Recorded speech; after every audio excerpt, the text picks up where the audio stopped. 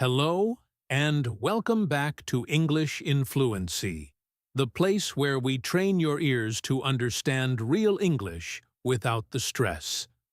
I am your host, Alex, and today we are going to do something a little bit different, something that I know many of you have been asking for.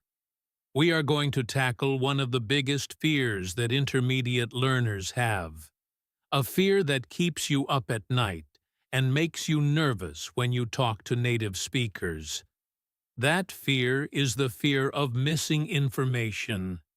How many times have you been listening to a podcast, or watching a movie, or talking to a colleague, and suddenly you realize you missed a key detail? Maybe it was a name, or a time, or a specific location. You panic. You want to ask them to repeat it, but you don't want to be annoying. You wish you could just hit a rewind button like you do on your phone, but in real life, there is no rewind button. Today, we are going to change that. We are going to train your brain to catch those key details the first time, without rewinding, without panic, and without stress. This is a B1 listening practice session designed to help you train your real-time understanding. Before we dive into our story for today, I want you to take a deep breath and clear your mind. I want you to imagine that you are not just listening to a lesson. I want you to imagine that you are stepping into a new world, a world where you are a character in a mystery. Your job is not just to learn English. Your job is to solve a problem. When we listen with a purpose, when we listen because we need to find an answer, our brain works differently. It stops trying to translate every single word, and it starts looking for meaning. That is the secret to B1 level fluency. You stop focusing on the individual bricks, and you start looking at the whole building. Today, you are going to meet two characters, Clara and Julian. They are in a situation that might seem simple at first, but it is filled with details that you need to catch. If you miss these details, the story will not make sense. But if you catch them, you will feel a rush of confidence. So, get comfortable. Maybe grab a cup of tea or coffee. Turn off your distractions. And let's get ready to train your ears. Our story begins on a rainy Tuesday evening in a city called Oakhaven. It was not a particularly famous city, nor was it a very large one, but it had a charm that drew people in. The streets were lined with old oak trees, their branches creating a canopy that protected the sidewalks from the drizzling rain. Clara stood under the awning of a small bakery, checking her watch for the third time in 2 minutes. She was waiting for Julian, her older brother, who was notoriously late for everything. Clara, on the other hand, was a person who valued punctuality above almost anything else. To her, being on time was a sign of respect. To Julian, time was merely a suggestion, a flexible concept that bent to his will. This difference in their personalities often led to arguments, but they loved each other deeply. Today, however, Clara's patience was wearing thin. They had a very specific mission to accomplish, and they needed to be somewhere by a specific time. She pulled her coat tighter around her shoulders as the wind picked up, carrying the scent of wet pavement and fresh bread from the bakery behind her. She looked at her phone again. No messages. She sighed, creating a small cloud of vapor in the cold air. "He is doing this on purpose," she thought to herself. "He knows we are in a hurry." Just then, a bright yellow taxi turned the corner, splashing water onto the curb. Clara stepped back quickly to avoid the puddle. The taxi didn't stop for her, but it did slow down a few meters away. The back door opened, and Julian stumbled out, holding a large, oddly shaped box wrapped in brown paper. He was wearing a hat that was slightly too big for his head, and his scarf was trailing behind him, getting wet on the ground. He looked like a man who had just run a marathon. He waved at Clara with a wide grin on his face, completely oblivious to her annoyed expression. "Clara! I am so sorry I am late," he shouted as he jogged towards her, the box tucked under his arm. "You won't believe what happened. The traffic was a nightmare, and then the shop was closed, so I had to go to the other one across town." Clara crossed her arms and tapped her foot on the ground. This is the first moment where you need to turn on your listening radar. Julian mentioned two specific reasons for being late. He mentioned traffic, which is a common excuse, but he also mentioned something about a shop. He said the first shop was closed, so he had to go to another one. This detail is important. Why? Because it explains the box. If you were just casually listening, you might think, "Okay, he is late. Big deal." But if you are listening for key details, you are already asking yourself, what is in the box? Which shop did he go to? This is the B1 challenge. You have to hold that information in your head while the story continues. Don't worry if you didn't catch the name of the shop yet. We will revisit it. For now, just hold the image of Julian, wet from the rain, holding a mysterious box, and apologizing to his sister. Julian finally reached the safety of the awning where Clara was standing. He shook his umbrella, sending droplets of water flying everywhere, much to Clara's dismay. "Look, before you get angry," Julian started, his voice slightly out of breath. "I need to explain. I know we promised to be at the station by 4 o'clock to meet the client." Clara checked her watch. It was already 4:15. "We are late, Julian," she said, her voice calm but firm. "The client is waiting. This is a big deal for our business. We cannot afford to look unprofessional." Julian nodded, his smile fading slightly. I know. But listen, the reason I went to the other shop is because they had the specific part we needed for the presentation. The original shop, the one near the library, they sold out yesterday. I had to go all the way to the shop in the North District. It took me 40 minutes just to get there. Let's pause the scene for a moment. I want you to practice a technique called filtering. When Julian speaks, he gives a lot of information. He talks about his feelings. He talks about the library. He talks about time. But for your B1 practice, we want to filter out the noise and keep the signal. The signal is the new, important information. Here are the key details you should have caught. 1. They are supposed to be at the station by 4 o'clock. 2. They are late. 3. The original shop was near the library, but it was sold out. 4. The new shop is in the North District. 5. It took him 40 minutes to get there. Now, imagine you are taking notes in your head. You don't need to write down every word. You just need the anchor words. Station, 4 o'clock. Library shop, closed. North District, open. 40 minutes.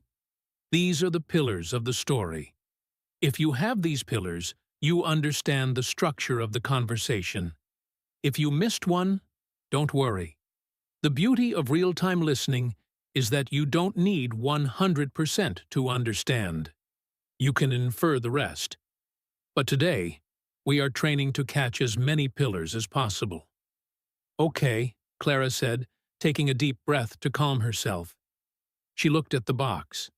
"So, you got the part? The blue adapter for the projector?" Julian looked confused for a second, his eyes widening. "The blue adapter? No, Clara. I didn't get the adapter. The shop in the North District didn't have the adapter either. They were sold out of those too. Clara's jaw dropped. Wait, so you are late because you went to a shop that didn't even have what we needed? What is in the box then? Julian grinned again, his excitement returning. I bought something better. I bought the Ultralink wireless connector. It's new technology. We don't need the blue adapter anymore. This connects to the projector without any wires. It cost a bit more, but it is much safer. I paid $150 for it. Clara looked at him in disbelief. $150? We only budgeted $50. We are going to be over budget. How are we going to explain this to the client? Now we have a new set of details, and this is where it gets tricky. This is a classic B1 listening trap. You hear a lot of numbers and technical terms. Let's break it down without rewinding. First, the item. We expected a blue adapter. That is what Clara wanted. Julian did not get that. He got an Ultralink wireless connector. This is a new object. You might not know what an Ultralink is, and that is okay. You don't need to know the specific brand. You just need to know it is a wireless connector. It replaces the adapter. Next, the cost. This is the key detail. Julian paid $150. Clara mentions the budget was $50. The difference is important. The overage is $100. Why is this important? Because it creates conflict. Conflict drives the story. The details are not just facts. They are emotions. Clara is worried about the money. Julian is excited about the technology. If you caught the price difference, you caught the emotional weight of the scene. Julian shook his head, looking at his sister with a pleading expression. Clara, please trust me. The client, Mr. Henderson, is a tech guy. He loves new gadgets. When he sees this wireless connector, he will forget that we were late. He will be impressed by our innovation. Besides, the blue adapter is old technology. It breaks easily. This is an investment. Clara bit her lip. She wasn't sure, but she knew Julian had a point. Mr. Henderson was indeed obsessed with technology. Fine, she said finally. But we have to hurry. We are already late. How are we getting to the station? Did you bring the car? Julian looked around, as if looking for a car he might have forgotten. No, I left the car at the mechanic. The transmission is acting up again. I took a taxi here. We can take a taxi to the station, but it might be expensive with the rain. Clara groaned. Okay, let's go. But we need to keep the receipt for the taxi and the connector. We are going to have a lot of explaining to do to the accountant. We are adding layers to the story now. Did you catch the new details about the transportation? Julian did not bring the car. This is a negative detail, which means something didn't happen, but it is still important. Why didn't he bring the car? Because the transmission is acting up. This is a phrase meaning it is broken or not working well. It is a B1 level phrase that is very useful. So now we have a new problem. No car. The solution? A taxi. But there is a complication. The rain. Rain usually means taxis are hard to find or more expensive. Clara agrees, but she adds a condition. She says, we need to keep the receipt. Why? Because of the accountant. This implies they are spending company money. The stakes are rising. We have the client waiting, the expensive gadget, the broken car, and the rain. Your brain should be juggling all these small balls right now. If you dropped one, it's okay. But try to pick up the next one. They stepped out from the safety of the awning and raised their hands to hail a passing taxi. The rain was coming down harder now, bouncing off the asphalt. It took 3 tries before a driver finally stopped for them. They climbed into the back seat, shaking the water off their coats. The taxi smelled like pine air freshener and old leather. "Where to?" the driver asked, looking at them in the rearview mirror. He was an older man with a gray mustache and a radio playing jazz music softly in the background. "Central Station, please," Clara said. "And could you hurry? We are late for a meeting." The driver nodded. "Central Station it is. But I have to warn you, there is a lot of traffic on Main Street due to the parade. I might have to take the side roads." Julian leaned forward. "Parade? What parade?" The driver laughed. "You didn't know? It's the Founders' Day parade. The whole city center is blocked off. I can take you to the back entrance of the station, but it will take an extra 15 minutes. This is a critical moment for your listening practice. We have a sudden introduction of a major obstacle: the parade. Listen to how the information is delivered. The driver says there is traffic on Main Street. Why? Due to the parade. This is a cause and effect relationship, a very common structure in English listening. Cause, parade, effect, traffic. Then, the driver offers a solution with a cost. He can take them to the back entrance, but it will take an extra 15 minutes. This is a classic trade-off. You get to the station, but you lose time. If you are listening for the key details, you need to know: 1. Main Street is blocked. 2. It is the Founders' Day parade. 3. The alternative route takes 15 minutes longer. This changes the timeline of our story. Earlier, they were just late. Now, they are late and stuck in traffic. The tension is building. Clara looked at her watch again. It was 4:25. The meeting with Mr. Henderson was scheduled for 4:45. If the ride took 20 minutes, they would arrive exactly at 4:45, but they wouldn't have time to set up the presentation. She felt a knot in her stomach. "Julian," she whispered, "we need to call Mr. Henderson's office. We need to tell them we are running behind." Julian nodded, pulling his phone out of his pocket. "I'll call." He dialed the number and waited. Clara watched the raindrops racing down the window. She listened to Julian's side of the conversation. "Hello? Yes, this is Julian from Apex Solutions. We are on our way to meet Mr. Henderson. Yes, I know we are late. There is a parade. No, we have the equipment. It's the new wireless connector. Yes, it works with all models. Okay, thank you. See you soon." Julian hung up and looked at Clara. His assistant, Sarah, says it's fine. Mr. Henderson is actually running late, too. His flight from Chicago was delayed. He won't be there until 5 o'clock. This is a major plot twist. This is what we call a relief in storytelling.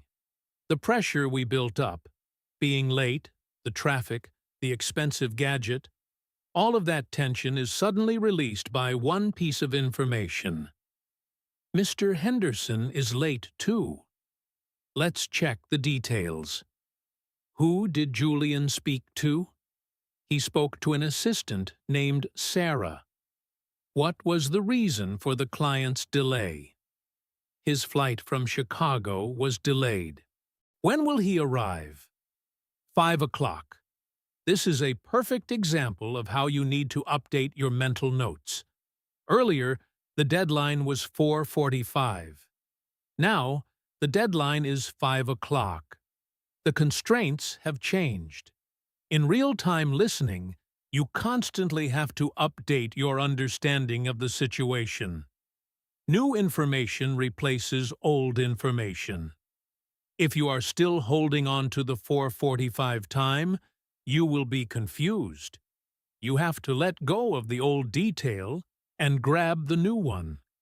This is a skill that takes practice, and that is exactly what we are doing here.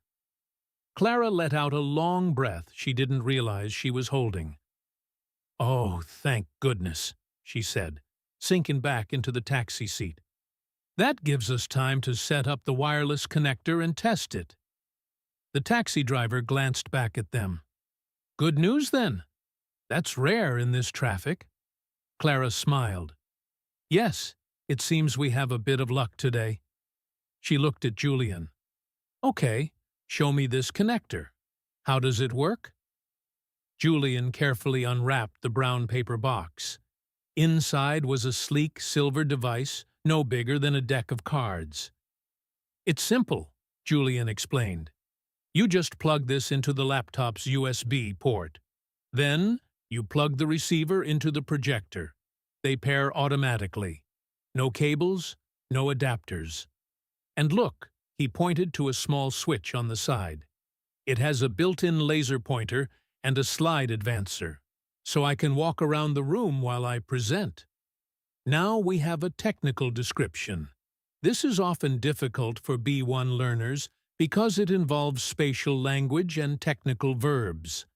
Let's visualize what Julian is describing. We have a sleek silver device. Size? No bigger than a deck of cards. This helps you visualize it. How does it connect? Plug into the laptop's USB port. Plug the receiver into the projector. Pair automatically. These are action verbs. Plug. Pair. These are the verbs of connection. Then there is an extra feature. A built-in laser pointer and a slide advancer. These are specific tools for a presentation. Even if you don't know what a slide advancer is, you can guess from the context. Julian says, "So I can walk around the room." This implies the device allows him to move freely. He is not tied to the computer. This is the benefit of the feature. When you listen, always try to link the feature, the button, to the benefit, walking around. This helps you remember the vocabulary. The taxi turned onto a narrower street, the sound of the rain drumming on the roof, changing pitch as they slowed down. "We are almost there," the driver announced. "I'll drop you at the side entrance like I said." Clara gathered her bag and the presentation folders. "Julian, make sure you have the connector, and don't forget your hat." Julian tapped his head. "Got it. Hat is on my head. Connector is in my pocket. We are ready." As the taxi pulled up to the curb, Clara looked out the window. The station was an old brick building with a modern glass extension. People were rushing in and out, shaking umbrellas and pulling suitcases. The atmosphere was chaotic. "Okay," Clara said, handing the driver a $20 bill. "Keep the change. Thank you for the update about the parade." The driver nodded gratefully. "Good luck with your meeting." They stepped out of the taxi and ran towards the glass doors to escape the rain. Inside the station, the air was warm and smelled of damp wool and coffee. There was a large departure board flickering with times and destinations. Clara looked around for the meeting point. "Mr. Henderson said his office is on the second floor, in the conference room near the cafe," she recalled. Julian pointed to a sign that said Conference Center, with an arrow pointing to the stairs. "That way. Let's go." They hurried up the stairs, their wet shoes squeaking on the linoleum floor. When they reached the second floor, they found a quiet corridor with several doors. One door had a sign that read, "Conference Room B." Clara stopped and smoothed her hair. "Okay, let's do a quick check. Appearance?" Julian looked at her. "You look professional. Hair is neat. Coat is dry." Clara checked him. Your scarf is inside out. Julian looked down and saw the label of his scarf sticking out. Oh, right. He quickly fixed it. Better? Clara nodded. Better. Let's go in. Clara pushed open the heavy wooden door of Conference Room B. Inside, the room was bright and modern, a contrast to the old building outside. A large oak table dominated the center of the room, and a projector screen hung on the far wall. There were two people already inside. A young woman was typing on a laptop, and an older man in a sharp gray suit was standing by the window, looking at his phone. They looked up as the door opened. "Mr. Henderson?" Clara asked, stepping forward with a confident smile. The man by the window turned around. He had a friendly face with deep lines around his eyes, suggesting he smiled often. "Yes, hello. You must be Clara. And this is Julian?" He gestured towards Julian, who was still trying to hide the wet patch on his sleeve. "Yes, pleased to meet you," Clara said, shaking his hand. "We apologize for the delay. We heard your flight was delayed as well, so I hope we haven't kept you waiting long." Mr. Henderson waved his hand dismissively. "Not at all. Not at all. Chicago weather is always a gamble this time of year. We just arrived 10 minutes ago. Please, sit down." Listen to the interaction. Clara uses a polite strategy here. She apologizes for the delay, but she immediately references the fact that Mr. Henderson was also late. This is a diplomatic move. She is saying, "We are late, but so were you, so we are even."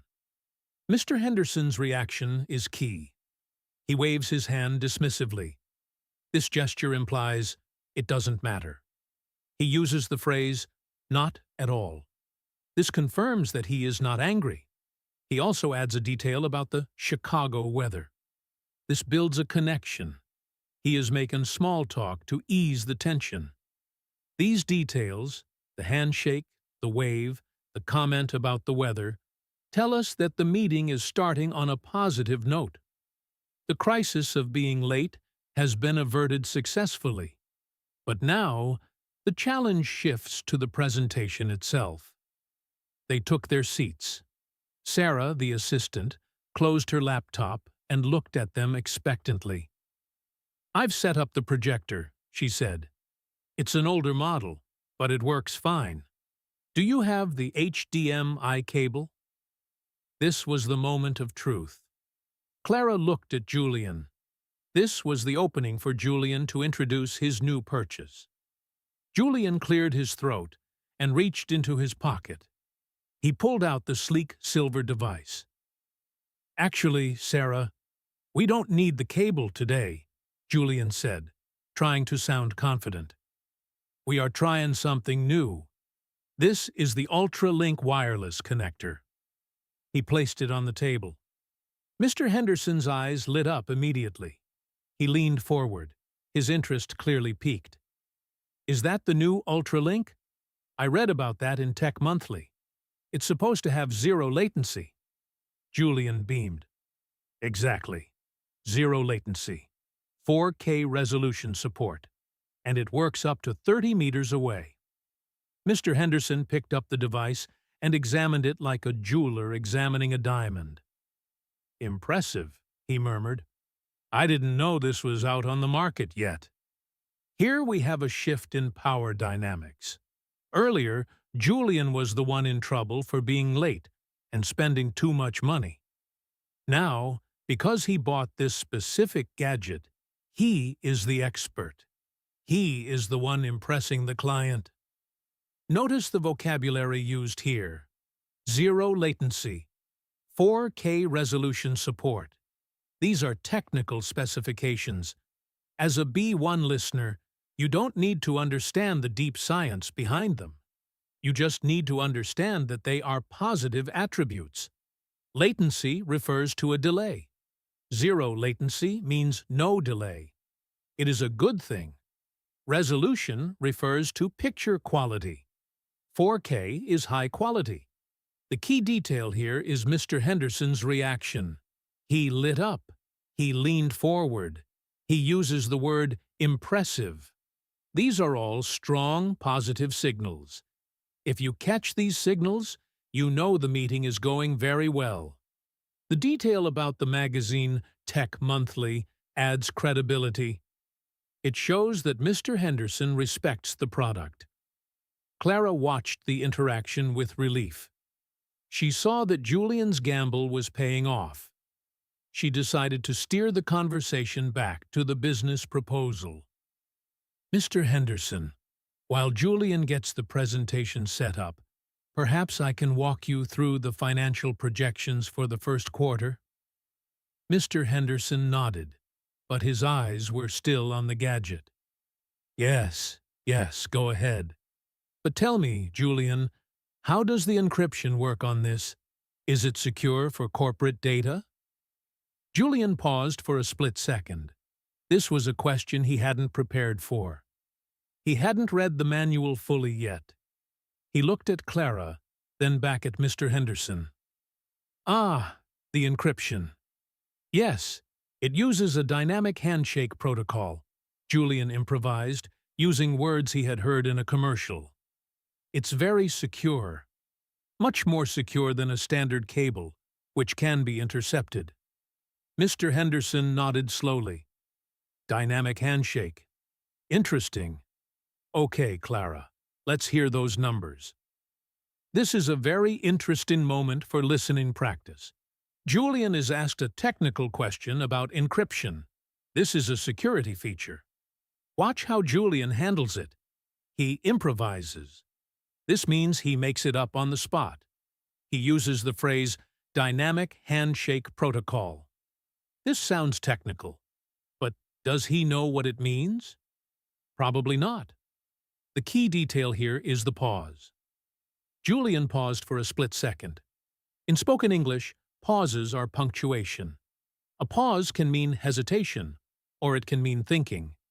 Here, it signals that he might be unsure. However, he delivers the line confidently. Mr. Henderson accepts the answer.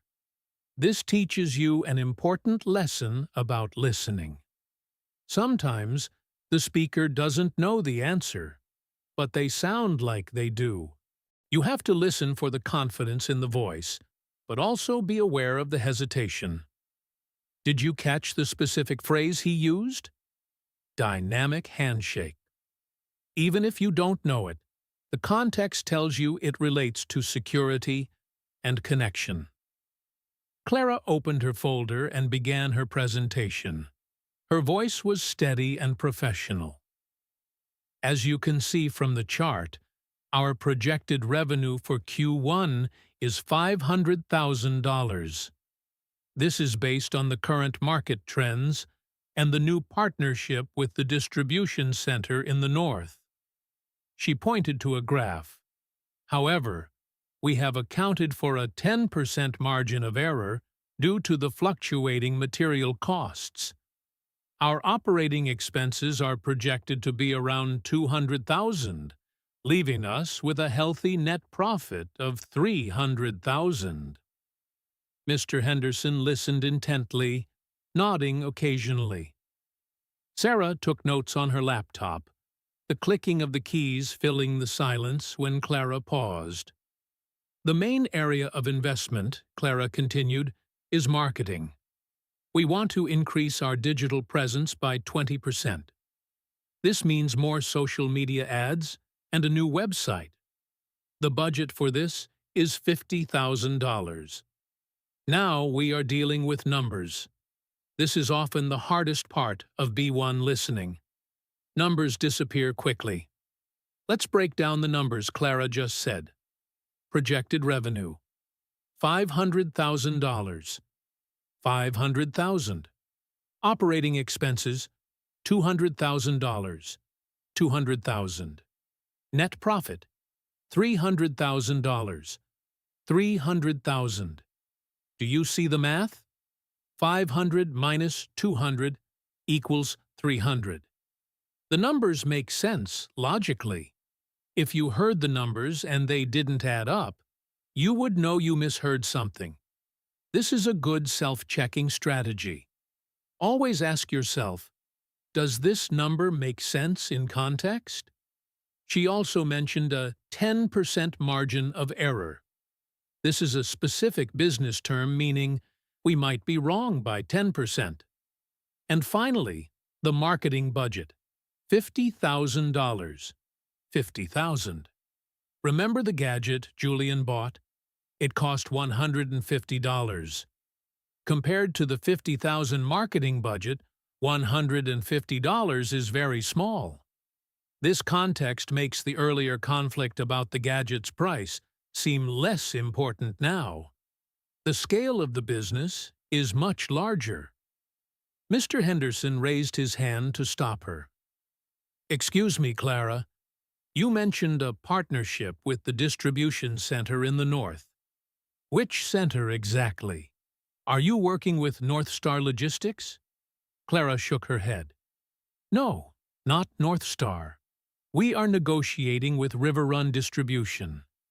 They have a newer facility and better rates for local delivery." Mr. Henderson frowned slightly. "River Run? I've heard mixed reviews about them. I had a colleague who used them last year. He had some issues with lost shipments during the holidays." Clara felt a nervous flutter in her chest.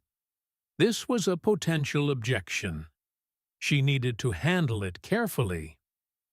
"I understand your concern, Mr. Henderson," she replied smoothly. "We did extensive research on this. River Run has upgraded their tracking system recently. They guarantee 99% on-time delivery. We also have a backup plan with a secondary provider if volumes get too high.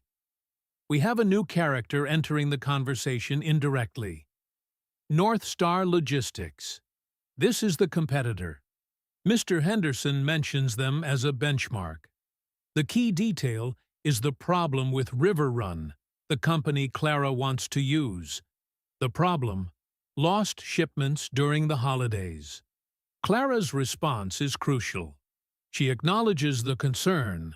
"I understand your concern." Provides new information, upgraded their tracking system, and gives a guarantee, 99% on-time delivery. Finally, she offers a safety net, backup plan. This structure of responding to a problem is very common in business English. If you can catch these 4 parts, acknowledge, inform, guarantee, protect, you have understood the core of the negotiation. You don't need to understand every detail about logistics or tracking systems. You just need to follow the flow of the problem and the solution. Julian, who had been quietly setting up the projector, suddenly stood up. "Okay, we are live," he announced.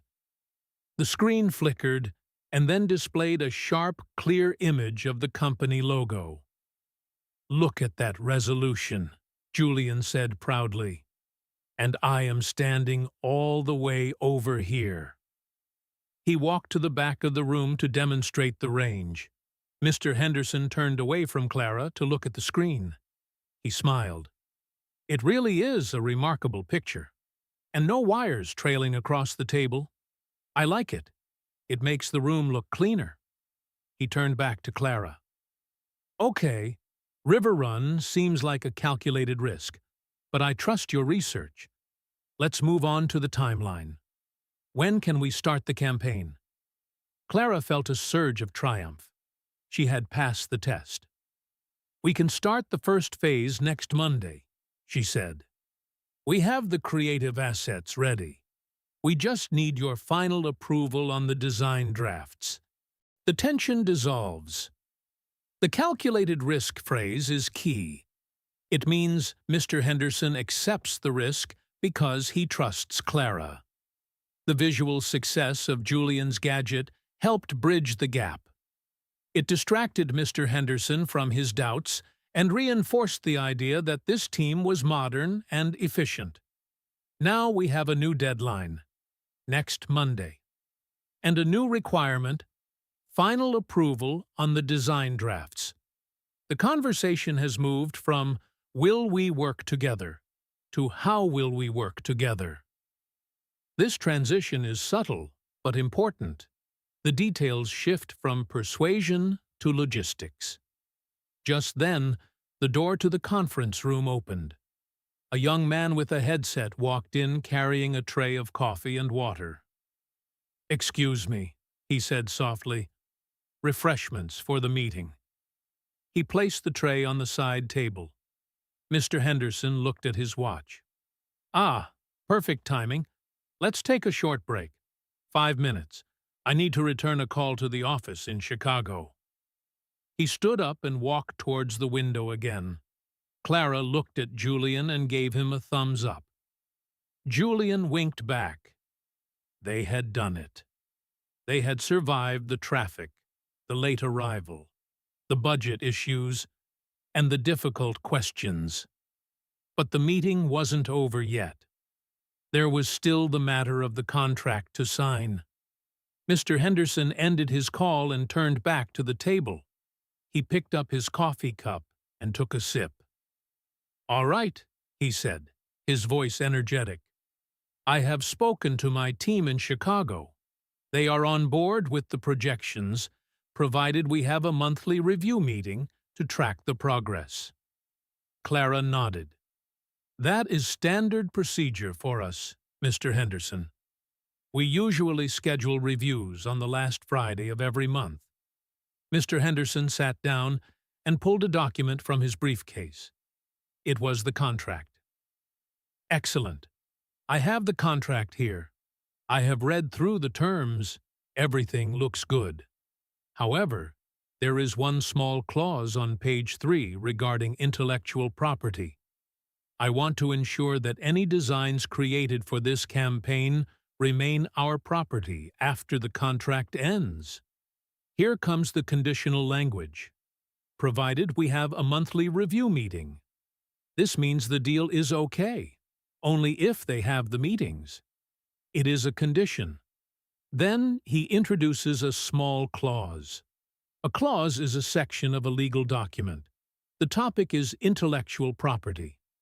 This is a common and difficult term. It refers to the ownership of ideas and creative work. The key detail is the condition. Designs remain our property. Our here refers to Mr. Henderson's company. This means Clara and Julian cannot reuse these specific designs for other clients later. This is a restriction. As a listener, you need to catch this change in ownership terms. It affects the business relationship. Listen to how Clara responds to this legal hurdle. Clara picked up the contract and scanned page 3. She was not a lawyer, but she knew this was a point they had discussed internally.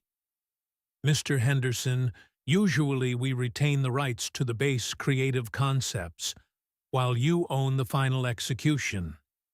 This allows us to use our learnings for future improvements. If we transfer full ownership, there is usually a buyout fee involved." Mr. Henderson raised an eyebrow. "A buyout fee? I thought this was a work-for-hire agreement."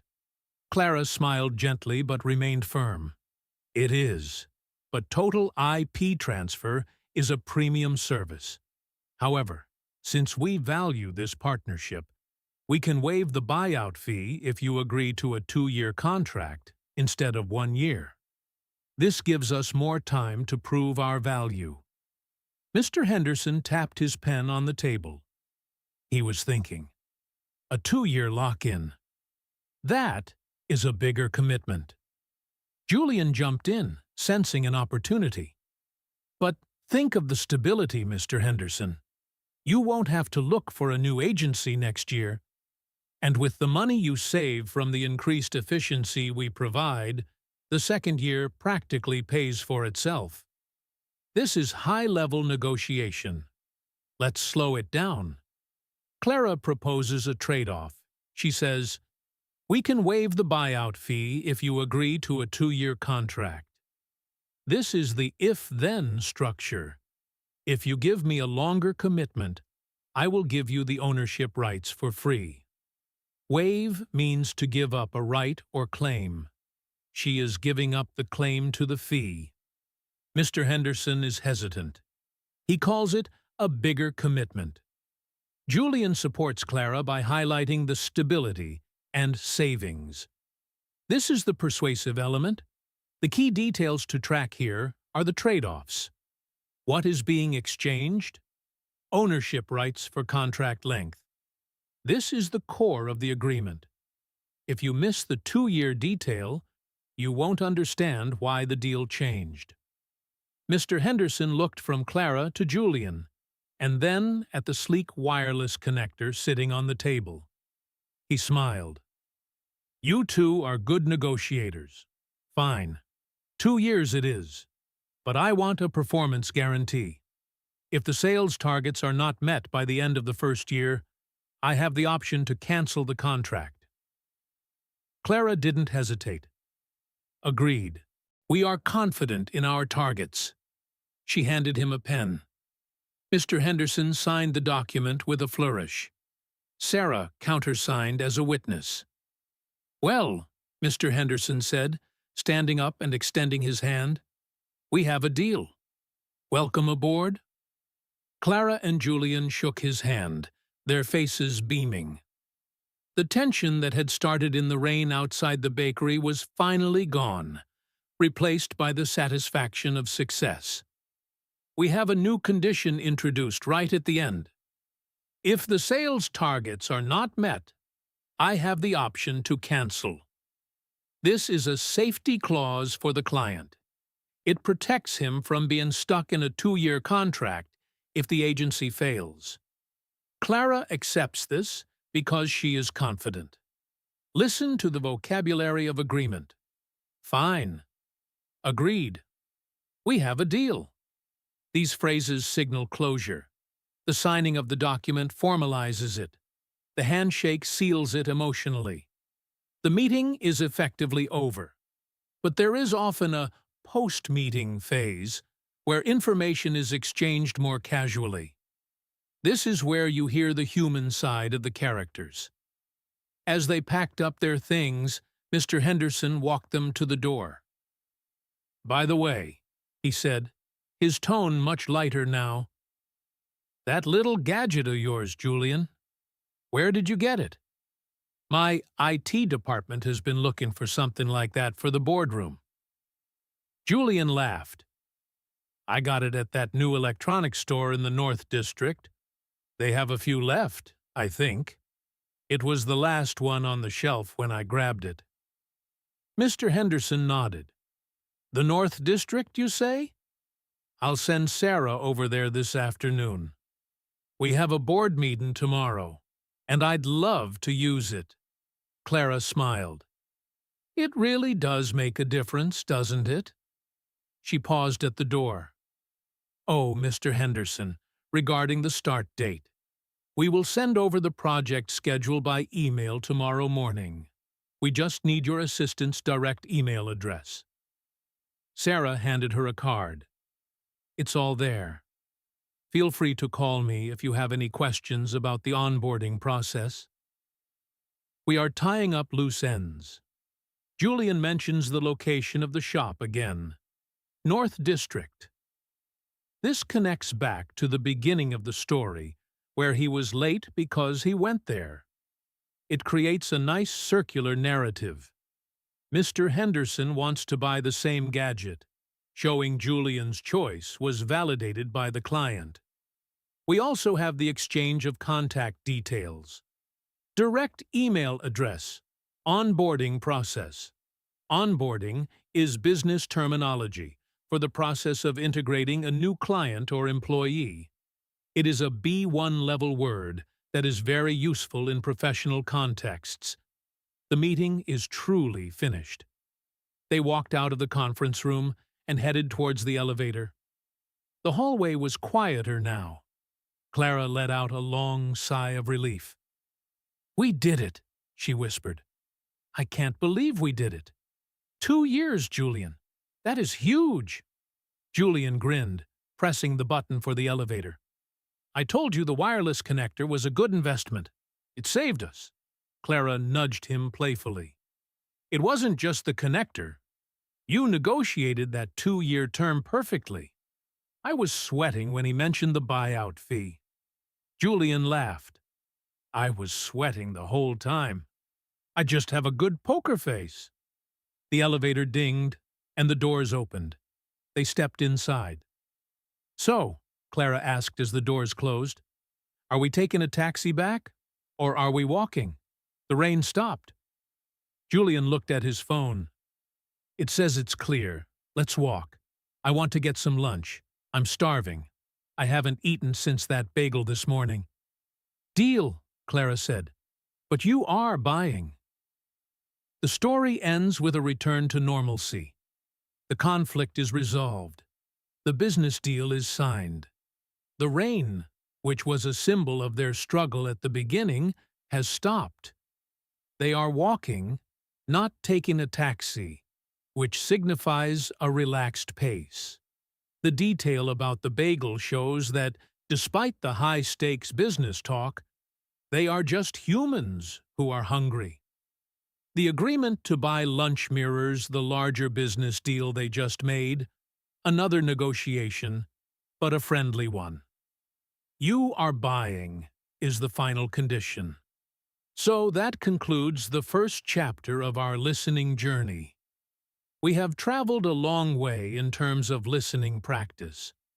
We started with a tense wait in the rain, moved through a chaotic taxi ride, navigated a high-pressure business presentation, and ended with a successful contract signing. Throughout this journey, you were asked to catch names, numbers, reasons, emotions, and conditions. You had to do it in real time, without rewinding. How do you feel? Did you catch the shift in the meeting time? Did you catch the price of the gadget? Did you hear the condition about the sales targets? If you missed some details, that is completely normal. B1 listening is about getting the gist and catching the most important points. You don't need to hear every word. The fact that you followed the story from beginning to end means you are improving. The key is to keep practicing. Real conversations are messy. People interrupt. They mumble. They change their minds. They cough. But if you focus on the anchors, the names, the numbers, the verbs, and the connectors, you will always stay afloat. But as you know, real-life English is not always about business presentations and taxi rides. Sometimes the most challenging listening situations happen in our personal lives, when emotions are high and the stakes are personal. We are going to shift gears now. We are going to move away from the professional world of offices and contracts and step into a scenario that many of you have probably experienced yourself.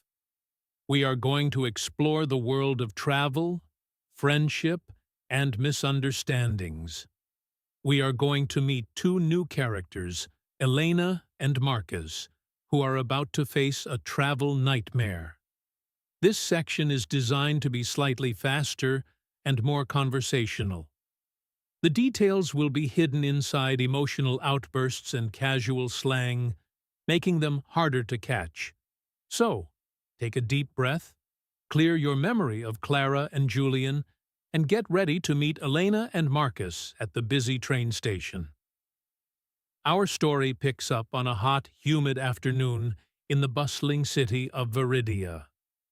The sun was beating down on the pavement, creating shimmering waves of heat that distorted the view of the skyline. Elena stood in the middle of the crowded train station, clutching a heavy backpack and a crumpled train ticket. She was sweating, not just from the heat, but from anxiety. Her phone was in her hand, the screen bright with a series of angry text messages. She was looking for Marcus, her travel companion for the weekend. They had planned this trip for months.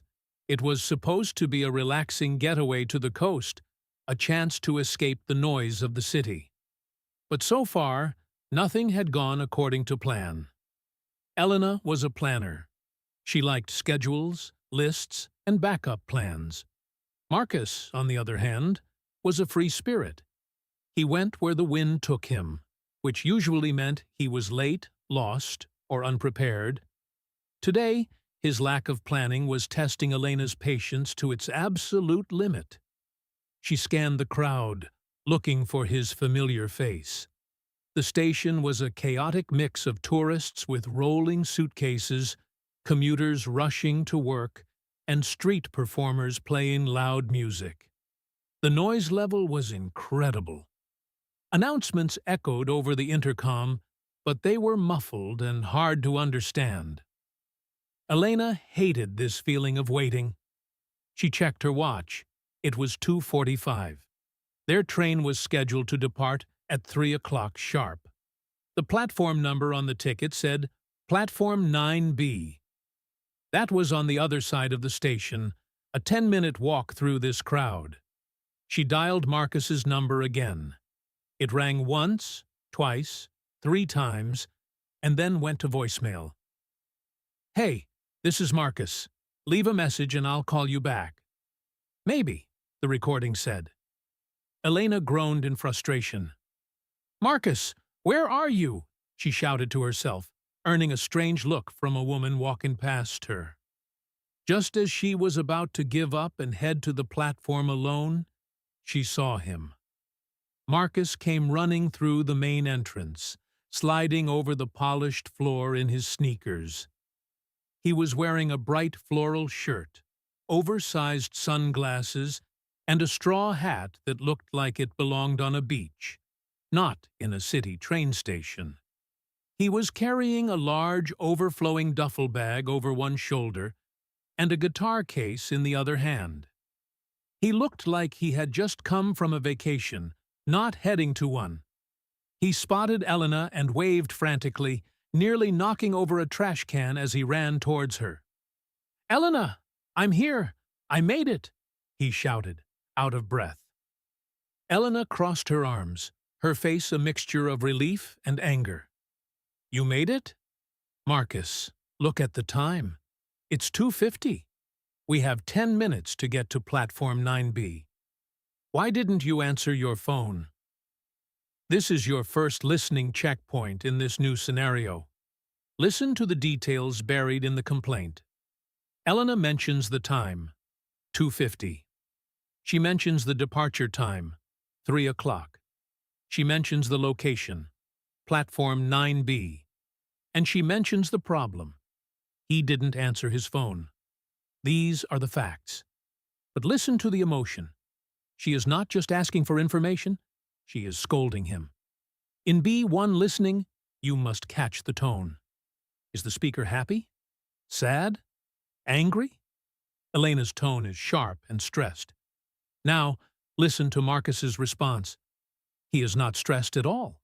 He is smiling and energetic. This contrast in personality is a key part of the story. Marcus took off his sunglasses and grinned at her. "My phone died. The battery is completely dead. I was charging it in the car, but the charger broke. It's a tragedy, really. But don't worry, I'm here. I even brought snacks." He patted his duffel bag.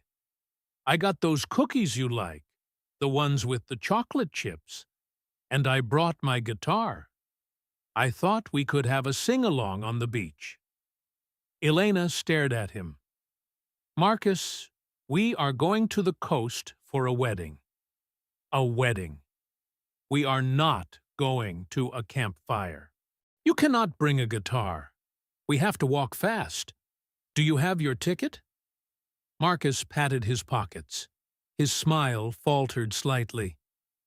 "Ticket? I thought you bought the tickets online.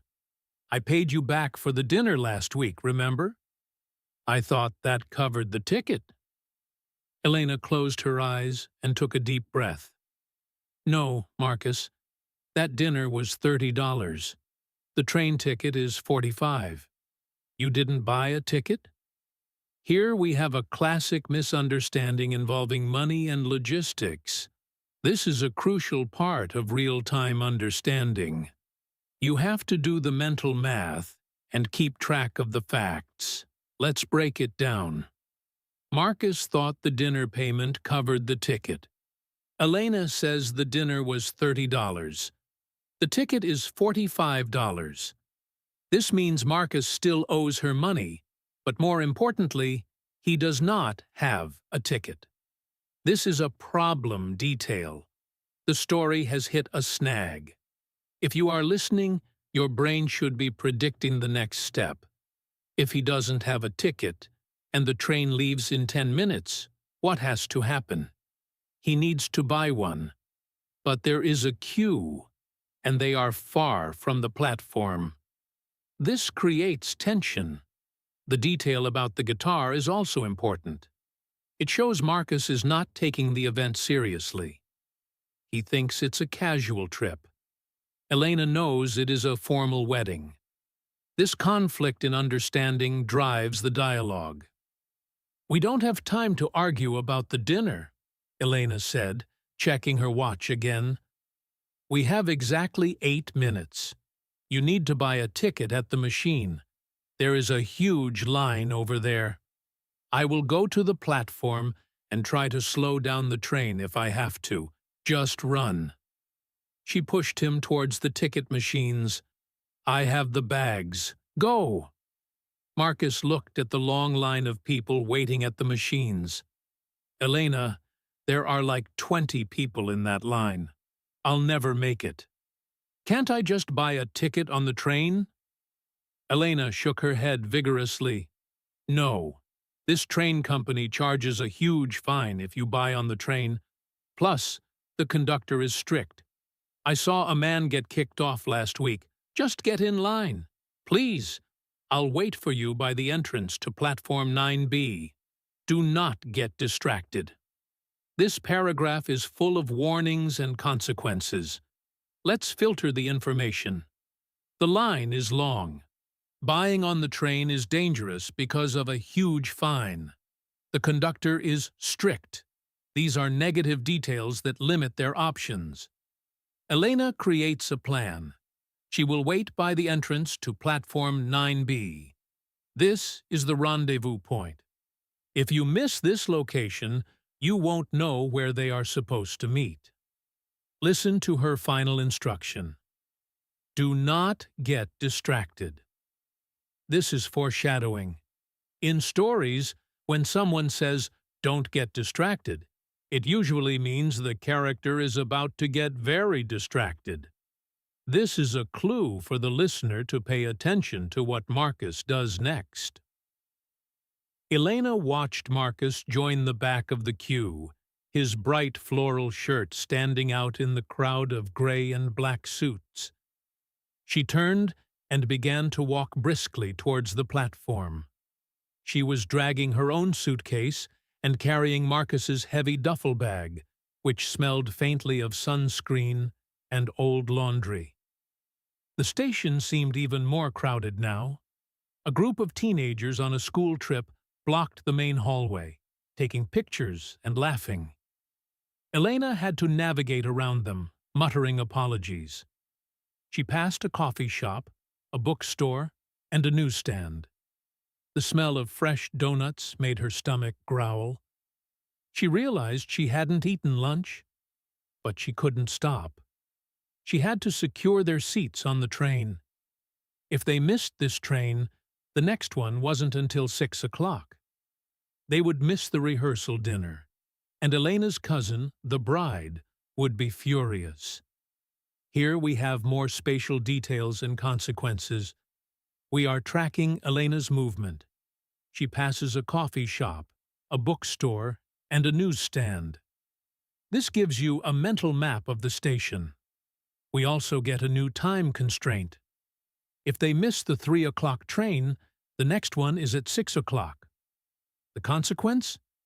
They miss the rehearsal dinner. The bride is Elena's cousin. These relationships and time stakes add weight to the situation. It is not just about catching a train. It is about family obligations. When you are listening, try to build this web of connections. Train to 6 o'clock, to missed dinner, to angry bride. This chain of events helps you remember the details. Meanwhile, Marcus was standing in the ticket line, shifting his weight from one foot to the other. He hated lines. He looked around for entertainment. To his left, he saw a street artist playing a saxophone. To his right, he saw a display of travel pillows in the shape of flamingos. He smiled. Elena would love a flamingo pillow, he thought. He stepped out of the line for just a second to look at the pillows. He picked one up. It was soft and pink. He checked the price tag. $12. He looked back at the line. He had lost his spot. 2 people had moved up. "Oops," he whispered. He moved to the back of the line again. Now he was even further behind. He checked the time on a large clock on the wall. It was 2:55. He had 5 minutes. The line wasn't moving. The person at the front of the line was having an argument with the machine about a credit card. This is the distraction we predicted. Marcus steps out of line to look at a flamingo pillow. This detail seems small, but it costs him his spot. The price is $12. The time is now 2:55. The consequence? He is further behind. The person at the front is arguing about a credit card. This is a common travel frustration. The details here build the feeling of being trapped. As a listener, you are now feeling the same stress Marcus should be feeling. The time is ticking away. 2:55. Train leaves at 3 o'clock. He is in the back of the line. The math isn't mathing. You should be asking yourself, is he going to make it? Elena reached the entrance to platform 9B. There was a ticket barrier with a guard checking passes. She scanned her own ticket and looked back. No sign of Marcus. She called out to the guard. "Excuse me, my friend is buying a ticket. Can we wait here?" The guard, a stern-looking woman with a clipboard, shook her head. "If he doesn't have a ticket, he cannot pass. The train is arriving in 2 minutes. Once the whistle blows, the gates close." Elena felt a surge of panic. She pulled out her phone to call Marcus, then remembered his battery was dead. She looked at the crowds of people swarming past her. She saw a man in a floral shirt running towards her. But it wasn't Marcus. It was a stranger. Her heart sank. She looked at her watch. 2:58. The train pulled into the station, a long silver snake hissing and screeching. The doors opened and people began to board. We are at the climax of this scene. New details. The guard is stern. The rule: gates close when the whistle blows. The train is arriving. The time is 2:58. Elena is scanning the crowd. She sees a false hope. A man in a floral shirt who isn't Marcus. This detail tests your attention. You might think, oh, he is here. But the text says, it wasn't Marcus. You have to catch that negative instantly. The doors are open. The escape is right there. But they can't take it without Marcus. Suddenly, she saw him. Marcus came sprinting around the corner, the guitar case bumping against his leg. He was holding a small piece of paper in his hand, a ticket. He was sweating, his hat was gone, and his shirt was untucked. He ran up to the gate, panting heavily. "I got it," he gasped. He scanned the ticket. The light turned green. He stumbled through the gate just as the guard began to close the barrier. "Train leaving!" the guard shouted. They ran onto the train just as the whistle blew. The doors hissed shut behind them. They were inside. Safe. Elena slumped into a seat, exhausted. "You made it," she whispered. "By the skin of your teeth." Marcus collapsed into the seat opposite her. "I lost the flamingo pillow," he said sadly. "But I saved the guitar." Let's analyze the resolution. Marcus arrives at 2:58, or possibly 2:59. He has a ticket. He has lost his hat and the flamingo pillow. They board the train just in time. The phrase, "by the skin of your teeth," is an idiom. It means barely, or with very little time to spare. This is a great B1 idiom to learn. The tension releases. The immediate crisis is over. But note the contrast in their reactions. Elena is relieved. Marcus is sad about the pillow. This reinforces their character traits. Elena cares about the goal. Marcus cares about the small, trivial things. The train began to move, gliding smoothly out of the station. The city buildings gave way to green fields and distant hills. Elena took a bottle of water out of her bag and drank deeply. "Okay," she said, her breathing returning to normal. "We are on the train. Now, let's talk about the plan." The train arrives at Seaview Station at 4:30. My cousin, Sarah, is picking us up. She said she will be in the white van with the hotel logo on the side. We need to look for her near the taxi rank. The wedding rehearsal is at 5:30 at the old church on the hill. We have exactly 1 hour to get changed at the hotel and get to the church. There is no room for error. Now we enter the planning phase of the story. This is dense with information. Let's list the key details you need to store. Arrival time, 4:30. Who picks them up? Cousin Sarah. Vehicle, white van with hotel logo. Location, near the taxi rank. Event, wedding rehearsal. Time of rehearsal, 5:30. Location of rehearsal, old church on the hill. Buffer time, 1 hour to change. This is a cascade of details. If you miss the arrival time, you won't understand the schedule. If you miss the description of the van, you won't visualize the pickup correctly. As you listen, try to visualize the timeline. 4:30. Arrival to 1 hour buffer to 5:30 rehearsal. The logic holds together. Marcus nodded, looking out the window. Sounds like a plan. Hey, do you think there will be food at this rehearsal? I'm starving. I spent all my cash on the ticket. I only have $5 left. Elena looked at him sympathetically. There will be snacks at the church. But you need to be careful, Marcus. The hotel room is booked under my name. We are sharing a twin room. I need you to promise me you won't be loud tonight. Sarah is very stressed about the wedding. Her fiancé, David, is nice, but his family is very traditional.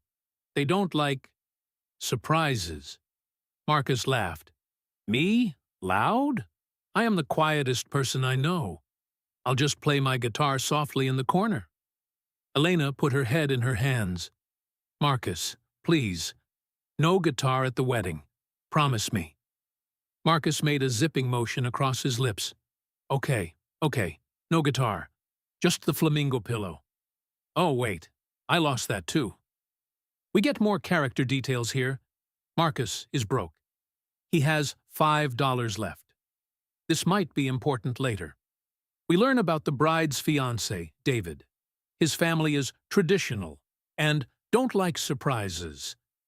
This is a Chekhov's gun, a detail that hints at future conflict. Marcus is the opposite of traditional. He is chaotic. This sets up the expectation that something will go wrong at the wedding rehearsal. The dialogue about the guitar continues the running joke. It also reinforces the theme. Order versus chaos. Elena represents order. Marcus represents chaos. Your listening practice here involves understanding these personality traits through dialogue, not just narration. The train ride was smooth and uneventful for the first hour. They watched the scenery change from urban sprawl to coastal marshes. Elena read a book, occasionally checking her phone for messages from Sarah. Marcus tried to nap, but his guitar case kept slipping off the seat. The conductor came by to check tickets again. "Tickets, please," he said in a monotone voice. Elena showed hers. Marcus fumbled in his pocket and pulled out the crumpled ticket. The conductor scanned it and frowned. "Son, this ticket is for the 12 o'clock train, the one that left 3 hours ago." Marcus's eyes widened. "What? But I bought it at 2:55. The machine said it was for the next available train." The conductor sighed. "The machine prints the ticket for the time you selected. You must have selected the wrong time. This is a $12 ticket." Elena froze. "What does that mean?" The conductor looked at them both. "It means he has an invalid ticket. He needs to pay the difference. The fine for traveling without a valid ticket is $60, plus the cost of a new ticket. This is a major plot twist. We have a new problem. The ticket is for the wrong time. 12 o'clock, not 3 o'clock. Marcus made a mistake at the machine. The consequence is severe. A fine of $60 plus the cost of a new ticket. Remember how much money Marcus has? He said he only had $5 left. This creates an impossible situation. He cannot pay. This is the kind of detail you must connect. If you forgot about the $5, you might think, okay, he just pays the fine. But if you remember the $5, you know he is in big trouble. This is where active listening pays off. You are connecting information from different parts of the story. Elena looked at Marcus. "You have to pay it, Marcus. Do you have your card?" Marcus patted his pockets again, his face turning pale. I forgot my wallet in the car. I only had cash. That's why I used the machine. I thought I had enough for the ticket, but I forgot about the dynamic pricing. It was more expensive than I thought." Elena stared at him in disbelief. "You forgot your wallet? You are traveling to a wedding without a wallet? Without an ID?" Marcus shrugged, looking like a child caught stealing candy. "I have my phone for Apple Pay, but my phone is dead. So, yeah." The conductor tapped his foot impatiently. "Look, I don't have all day. Pay the fine, or I have to call the transport police at the next stop." The tension is skyrocketing. We learn Marcus doesn't have his wallet. He has no ID and no cards. He only had cash, which is now gone. This is a disaster. The threat escalates. "Call the transport police." The details here are piling up. No wallet. Phone dead. No cash. Police threat. This is a locked room mystery scenario, but on a train. There seems to be no way out. Elena has to solve this. Elena looked at the conductor. "Sir, please. I can pay for him. How much is it total?" The conductor checked his scanner. "The fine is $60. The new ticket is $45. Total is $105. Elena winced. $105 was a lot of money. It was supposed to be her spending money for the trip. She pulled out her credit card and handed it to him. "Here, take it." The conductor processed the payment and handed her a receipt. "Keep the receipt, and next time, tell your friend to check the time before he buys." He moved on to the next carriage. Elena turned to Marcus. Her anger was quiet this time, which was scarier than his shouting. "You owe me $105, Marcus, and you forgot your wallet. We are going to a wedding where we need ID to check into the hotel. How are you going to check in without an ID? Elena pays the fine. The total is $105. This is a specific number to remember. The immediate threat, police, is gone, but the long-term problem remains. Elena asks a crucial question. How are you going to check in without an ID? This is a B1 level practical problem. Hotels require ID, banks require ID. Marcus is stuck. This sets up the conflict for the next stage of the journey. You should be predicting the next challenge. Will the hotel let him in? Will he have to sleep on the beach? Marcus looked down at his shoes. I have a picture of my passport on my email, on my phone, which is dead. Elena closed her eyes. We need to find a charger, fast. We have 40 minutes until we arrive. She stood up and looked around the carriage. She saw a young woman with a laptop open, working. Excuse me, Elena approached her politely. My friend is in a bit of a crisis. His phone is dead and he needs to show his passport ID to check into our hotel. Do you, by any chance, have a phone charger we could borrow for a few minutes? It's an iPhone. The woman looked up from her laptop. She looked at Elena, then at the disheveled Marcus holding a guitar case. She smiled.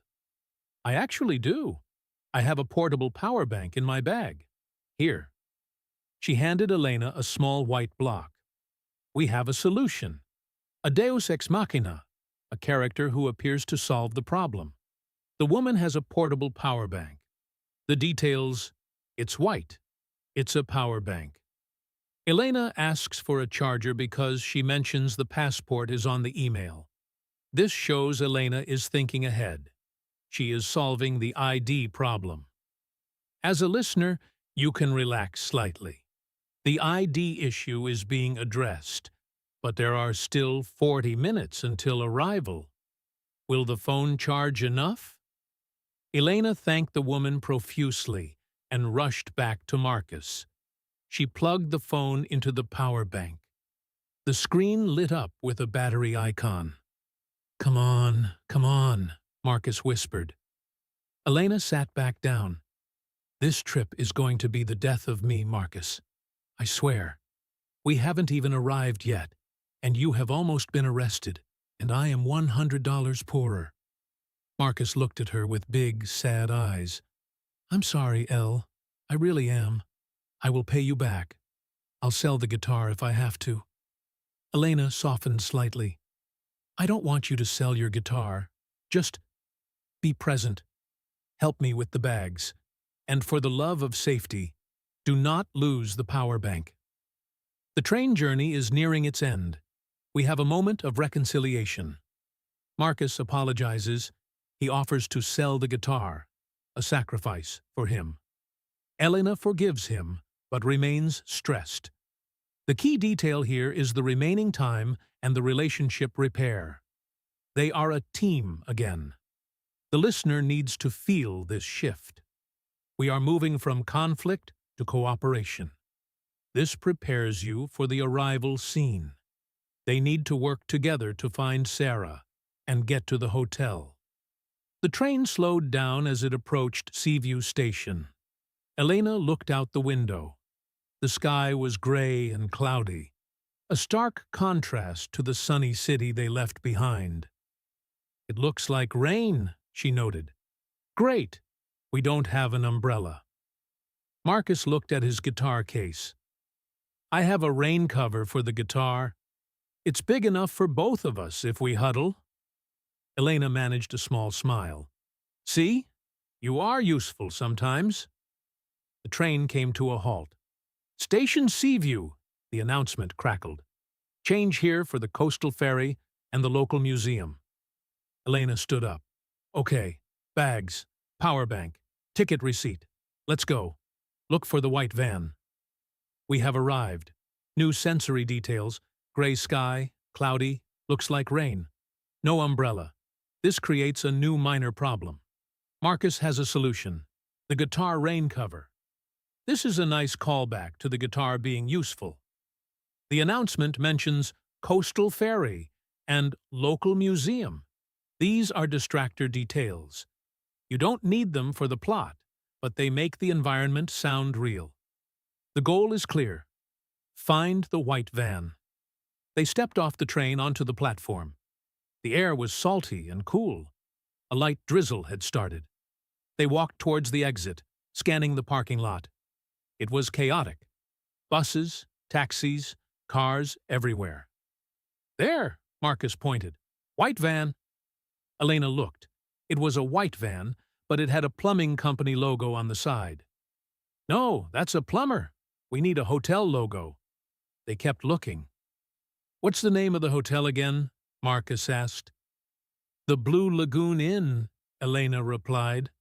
Look for a wave symbol. They walked further. The rain started to come down harder. I don't see her, Elena said, panic rising in her voice again. She said she would be here. We are testing your memory. The van must have a hotel logo. The wrong van had a plumbing company logo. The hotel name is the Blue Lagoon Inn. The logo is a wave symbol. These are specific visual details being described in audio. You have to visualize them to find the van alongside the characters. The rain adds urgency. The panic returns. This is a classic missed connection scenario. Just then, Elena's phone rang. It was Sarah. Elena, where are you? I'm circling the parking lot. The police won't let anyone stop at the curb.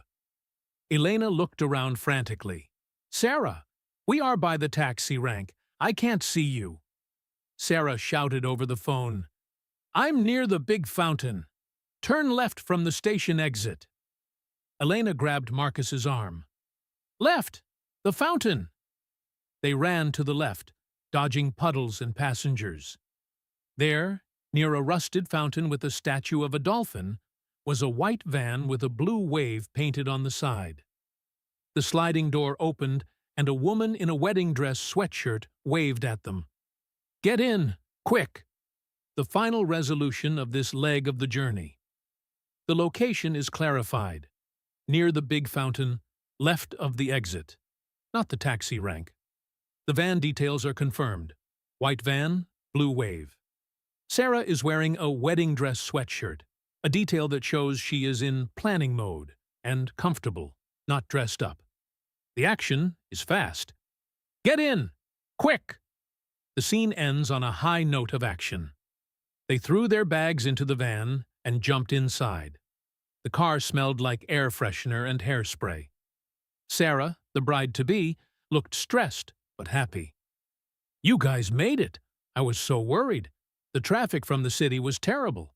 I heard there was a parade. Elena buckled her seatbelt. Don't ask, just drive. We have a wedding to save. Marcus leaned back and sighed. Next stop, the Blue Lagoon. As the van pulled away, Elena looked at Marcus. Despite the chaos, the fines, the rain, and the forgotten wallet, they were together, and they were on time. For now, that was enough. We are now shifting to the final stage of our listening practice. In this section, we focused on catching details in a high-pressure travel scenario.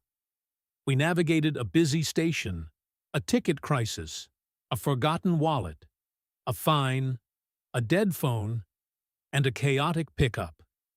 Throughout all of this, you were asked to track multiple threads of information. Did you catch the time of the train? Did you remember the price of the fine? Did you visualize the correct van? Now, we move into the final chapter of our story. We will take this chaos to the wedding venue. We will see if Marcus can survive the rehearsal dinner without his wallet, and if Elena can keep her cool in front of the traditional in-laws. The listening challenge here is understanding nuance and social dynamics. In real life, listening is not just about facts. It is about understanding relationships. It is about knowing who has the power, who is stressed, and who is trying to make a good impression. The van sped along the coastal road, the windshield wipers slapping back and forth in a rhythmic dance. The rain was coming down harder now, blurring the view of the ocean on the left. Elena sat in the back, clutching her seatbelt. She looked at Marcus, who was humming a tune and looking out the window as if he didn't have a care in the world.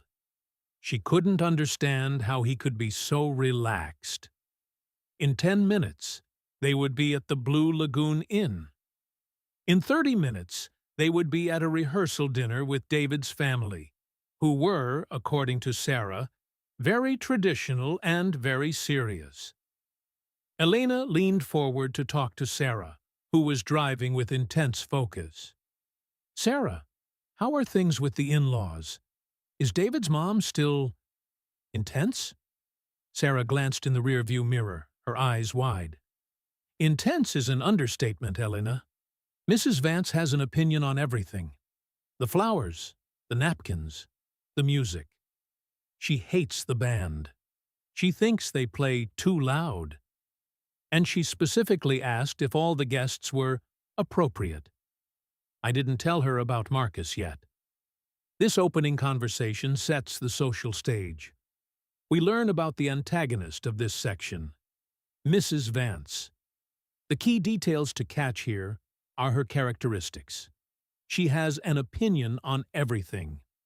She hates the band because they are too loud. She used the word appropriate to describe guests. This is code language. When someone asks if guests are appropriate, they usually mean, are they formal? Are they rich? Are they well-behaved? This creates a threat for Marcus, who is the opposite of appropriate. Sarah says, "I didn't tell her about Marcus." This implies that Marcus is a secret that needs to be managed. As a listener, your brain should be categorizing Mrs. Vance as a high-risk character. Any interaction with her will be difficult. Marcus turned his head. "What do you mean? You didn't tell her about me." "I'm a delight. I'm wearing a suit." "Well, I have a suit in the bag. Somewhere." Sarah laughed nervously. "It's not you, Marcus. It's just they are very old money. They don't really understand artists or musicians. They think a job means sitting in an office from 9 to 5. Just maybe don't mention the guitar right away. And definitely don't mention that you forgot your wallet. Mrs. Vance thinks being financially responsible is a virtue." Elena put her face in her hands. "Great. So we are hiding the guitar, the missing wallet, and the fact that we almost got arrested on the train. Anything else? Should I hide my last name too?" Sarah signaled to turn left. "Just be charming. And Elena, help him check in. The hotel manager is a friend of the Vances. If Marcus tries to check in with a picture of his passport on a dead phone, it might be a problem." We are adding layers to the conflict. We have old money versus artist. This is a cultural clash. The details about the hotel manager being a friend of the Vances raises the stakes for the check-in process. It's not just a random hotel, it's a social minefield. If Marcus fails to check in, word will get back to Mrs. Vance. This connects the logistical problem, no ID, to the social problem, impressing the in-laws. The listening challenge here is to track these connections. A fact in one area, hotel, affects another area, wedding. The van crunched over gravel and came to a stop in front of a large white building with blue shutters. The Blue Lagoon Inn looked charming, with lanterns hanging from the porch and rose bushes climbing the walls. It was the kind of place that looked perfect on Instagram. They grabbed their bags and ran inside to escape the rain. The lobby was warm and smelled of cinnamon and pine. A fire was crackling in a large stone fireplace. Behind the reception desk stood a man in a crisp navy uniform. His name tag said, Mr. Higgins. He looked up as they entered, his smile polite but guarded. "Good evening. Checking in?" Sarah stepped forward, putting on her best bride's smile. "Hi. Yes, the reservation is under Vance. We have the wedding block rooms." Mr. Higgins typed on his computer. "Ah, yes, the Vance wedding. We have been expecting you. I see a suite for the bride and groom and 2 twin rooms for the guests, one for a Miss Elena and one for a Mr. Marcus. The visual details here establish the setting. Cinnamon and pine, crackling fire, navy uniform. These help you relax into the scene before the conflict starts. The key information is the room arrangement. 2 twin rooms. This means Elena and Marcus are not sharing a room, which is good because they need space, but also means Marcus has to face the check-in alone. Mr. Higgins knows the Vance name. He is polite, but guarded. This adjective describes his attitude. He is watching them. He is not just a receptionist. He is a gatekeeper. Elena stepped up first. She handed over her ID and credit card. Mr. Higgins scanned them quickly. "Thank you, Miss Elena. Here is your key. Room 204, second floor. The elevator is to your right." He turned his gaze to Marcus. "And you must be Mr. Marcus. May I have your ID and a credit card for incidentals, please?" Marcus froze. He patted his pockets, doing his best, confused but innocent act. "Oh, dear. My ID, well, this is embarrassing. I seem to have left my wallet in my other jacket. But I have a digital copy. I just need a charger." He held up his dead phone. Mr. Higgins's smile didn't reach his eyes. "Sir, hotel policy requires a physical government-issued ID and a credit card. We cannot accept a digital copy, especially for the Vance wedding party. They have very specific security instructions. We have arrived at the predicted conflict. The policy is clear. Physical ID required. The reason given is security instructions from the Vances. This confirms that the Vances control the environment. Marcus is stuck. The tension is high. You need to listen to the specific refusal words, cannot accept. Hotel policy. These phrases are final. They signal that the conversation is hitting a wall. How will they get around this? Elena jumped in. "Mr. Higgins, please, we came straight from the train. There was an emergency. His wallet was stolen. We can give you the police report number if you like. He is a close friend of the bride. Surely we can make an exception." Elena was improvising. The wallet wasn't stolen, it was forgotten. But stolen sounded better. It sounded like a victim, not a careless person. Mr. Higgins hesitated. He looked at Sarah, who was nodding vigorously. "He is practically family, Mr. Higgins. I can vouch for him." Mr. Higgins sighed, looking at the clock on the wall. "I suppose, since it is the wedding party, I can allow him to check in with the digital copy, provided you, Miss Elena, put his room on your credit card. You will be responsible for any damages or incidentals." Elena nodded quickly. "Of course, put it on my card." She handed her card over again. Mr. Higgins processed it. "Very well. Room 206. Here is the key. And, Mr. Marcus, I suggest you contact the police about that wallet. Let's analyze the negotiation." Elena uses a strategy. She changes the narrative from forgot to stolen. This is a subtle listening detail. "Did you catch the lie?" She said, "His wallet was stolen." This changes the perception of Marcus from irresponsible to a victim. It works. Mr. Higgins agrees, but with a condition. The word provided is key here. He allows check-in provided Elena pays. This transfers the responsibility to Elena. This resolves the immediate problem, but adds to Elena's stress. Now she is financially responsible for Marcus's room too. The phrase practically family is also a useful idiom to note. It means very close, like family. They took their keys and hurried upstairs.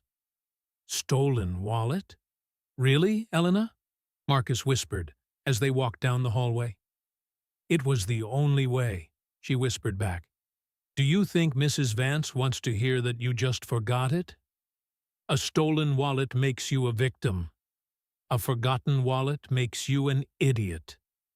They reached their rooms. Okay, Elena said, checking her watch. It is 5 o'clock. We have 30 minutes to change and get to the church. The church is a 10-minute walk from here. That leaves us 20 minutes to shower and dress. Go. She pushed Marcus into his room and went into hers. The timeline is updated. Time now, 5 o'clock. Event. Church rehearsal. Time remaining, 30 minutes. Travel time, 10 minutes. Preparation time, 20 minutes. The pace is frantic. The dialogue, a stolen wallet makes you a victim. A forgotten wallet makes you an idiot, is a great example of cause and effect reasoning in English. It explains Elena's logic. The story is moving fast now. The listener must keep up with the countdown. Inside her room, Elena moved quickly. She threw her suitcase on the bed. The room was lovely, with a view of the ocean, but she didn't have time to enjoy it. She pulled out her dress for the evening, a long green velvet dress that was elegant but warm. She jumped in the shower for exactly 3 minutes. As she was drying her hair, there was a knock on the door. It was Marcus. He was wearing his suit, but something was wrong. Elena, he said, his voice panicked. I need help. My suit. It didn't survive the duffel bag. Elena looked at him. The suit was wrinkled beyond belief. It looked like a pile of crushed paper. Marcus, didn't you fold it? Or hang it? Marcus looked down. I rolled it. I thought it was easier. Elena pulled him into her room. Take it off. We need steam. Hang it up in the bathroom. I'm turning the shower on hot. We are going to steam the wrinkles out. A new mini-crisis. The wrinkled suit. This is a visual detail with a practical consequence. If he wears a wrinkled suit, he offends the Vances. The solution, steam. Marcus rolled the suit.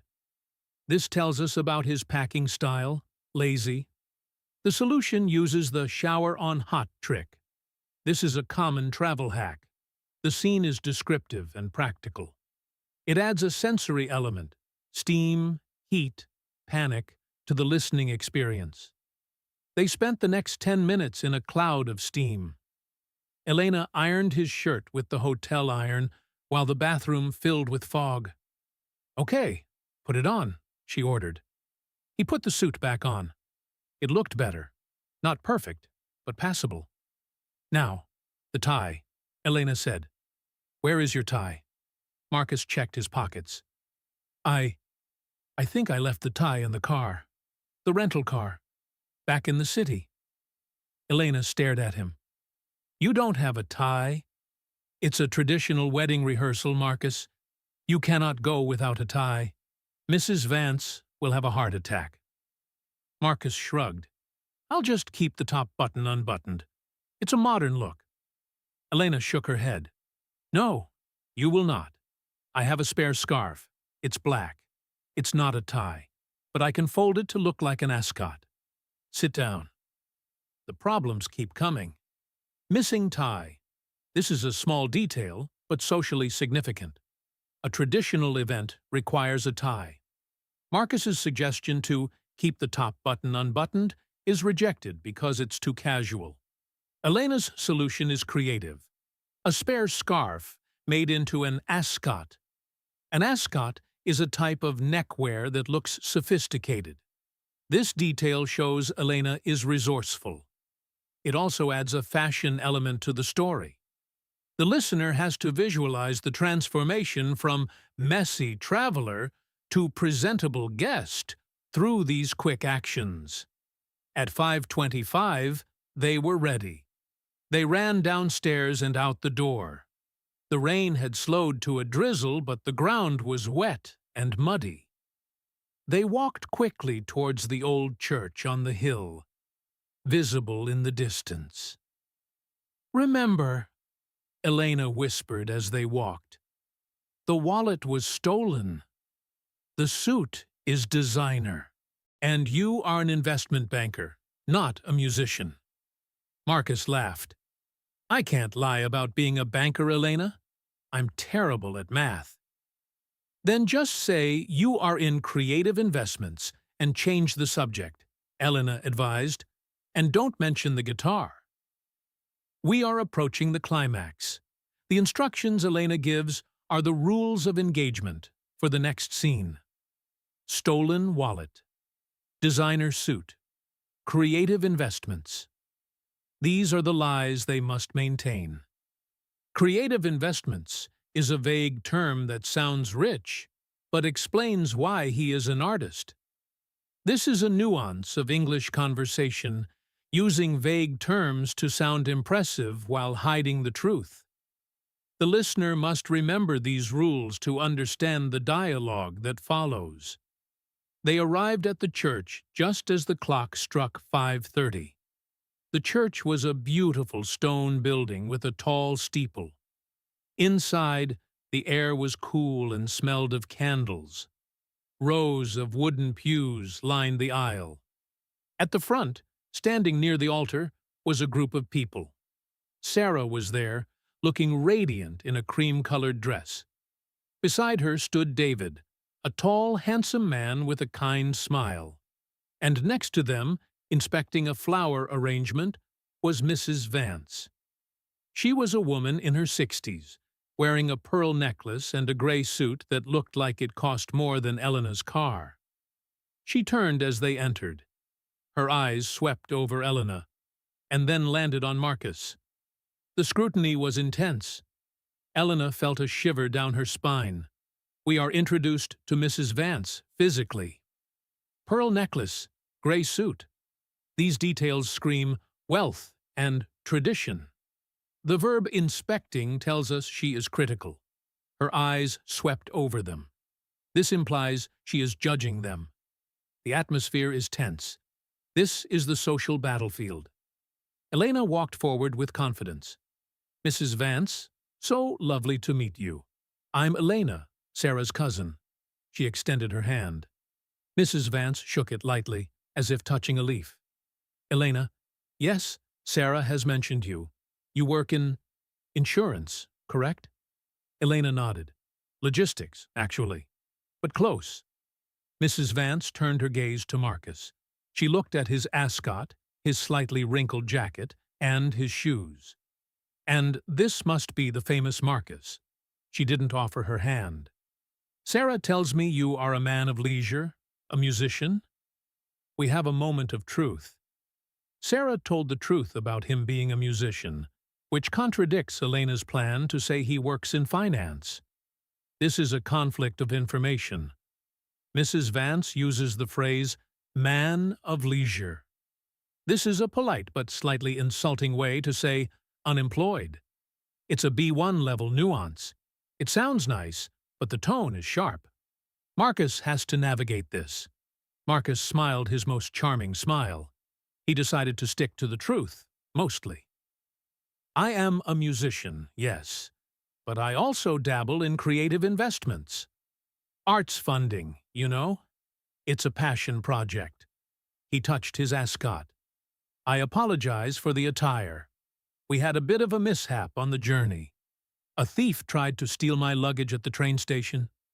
Elena stiffened. He was mixing the stories. Mrs. Vance raised an eyebrow. "A thief? In this town? How extraordinary." Marcus nodded gravely. "Yes, he took my wallet." but I managed to save my guitar. Priorities, you know. Mrs. Vance let out a short, dry laugh. Priorities indeed. You saved the guitar but lost the wallet. How artistic. This interaction is packed with subtext. Marcus mixes the lie, thief, with the truth, saved the guitar. Mrs. Vance's reaction is the key. She laughs, but it is dry. This means it's not a real laugh, it's sarcastic. Her comment, "How artistic," is the punchline. She is mocking him. She implies that artists are irresponsible. If you are listening, you need to hear the sarcasm. The words are polite, but the meaning is rude. This is advanced listening disguised in simple words. Dinner was served in the church hall next door. It was a formal affair with 3 courses: soup, fish, and cake. Elena sat across from Mrs. Vance, which was unfortunate. Marcus was seated next to David, the groom. David, it turned out, loved music. "So, Marcus," David said, leaning in, "Sarah says you play the acoustic guitar. I'm a huge fan of folk music. Do you have your guitar here?" Marcus's eyes lit up. "I do. It's in my room. I could bring it tomorrow. Maybe play a song at the reception?" Elena kicked Marcus under the table. Mrs. Vance heard the offer. "Music at the reception?" she interrupted, her voice cutting through the clatter of silverware. "We have a string quartet booked, David. Professionals. I don't think an impromptu guitar solo would fit the atmosphere. New details. The meal structure. Soup, fish, cake. The seating arrangement. Marcus next to David. The conflict. Marcus offers to play. Mrs. Vance blocks it. She uses the word impromptu. This means unplanned. She contrasts it with professionals. She is saying Marcus is not a professional. The conflict is clear. David, the groom, likes the idea. Mrs. Vance, the mother, hates it. The listener must track who sides with whom. Marcus, however, didn't give up. He saw an ally in David. "Oh, I wouldn't want to replace the quartet, Mrs. Vance. Just perhaps a little acoustic set during the cocktail hour, while people are mingling. It could be a nice surprise for Sarah. She loves the song Wonderwall." Mrs. Vance put down her soup spoon with a clatter. "Surprises are for birthdays, Mr. Marcus. Weddings are for tradition. We stick to the schedule." The tension at the table was thick. David looked apologetic. Elena tried to change the subject. "Mrs. Vance, the flowers are beautiful. Are those white roses?" Mrs. Vance softened slightly. "Yes, from the greenhouse in the valley. They cost a fortune, but they are worth it." Marcus suggests Wonderwall, a very popular song. Mrs. Vance rejects the idea with a strong statement.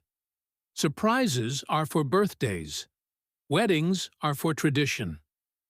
This is a quote-worthy line that defines her character. It means she values control over fun. Elena tries to pivot, change the subject. She asks about the flowers. This is a good listening strategy to notice.